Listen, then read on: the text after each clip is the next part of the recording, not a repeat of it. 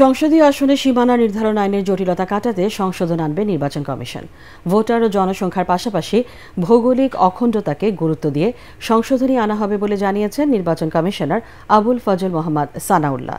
নির্বাচন কমিশন বৈঠক শেষে তিনি আরও জানান, সংস্কার প্রস্তাব নিয়ে শিগগিরই সরকারকে আনুষ্ঠানিক মতামত জানাবে ইসি। বিস্তারিত জানাচ্ছেন একরামুল হক সায়েম।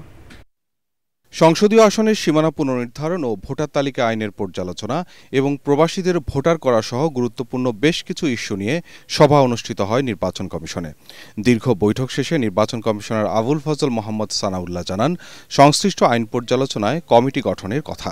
একটা বিগ নাম্বার পুরনো কনস্টিটিউয়েন্সি ফেরত চাচ্ছে, তাহলে আমাদেরকে যেটা করতে হবে, আমাদের জিওগ্রাফিও দেখতে হবে, আমাদের ডেমোগ্রাফিও দেখতে হবে, আমাদের অ্যাডমিনিস্ট্রেটিভ বাউন্ডারিও দেখতে হবে। আমরা এই তিনটি বিষয়কে সন্নিবেশ করেই এই প্রভিশনটা করার জন্য সাজেস্ট করছি। তিনি জানান, প্রবাসীদের ভোটার করতে পাসপোর্ট ও জন্মসনদকেই মূল দলিল হিসাবে দেখা হবে।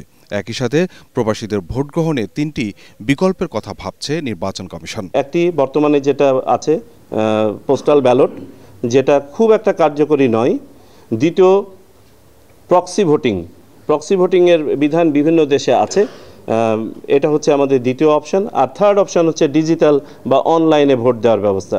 কিন্তু অনলাইনে ভোটিংয়ের এই ব্যাপারটি খুব সহজ নয়। ইসির এসব সিদ্ধান্ত বা আগাম প্রস্তুতি সংস্কার প্রস্তাবের সাথে সাংঘর্ষিক হবে না বলেও মনে করে কমিশন।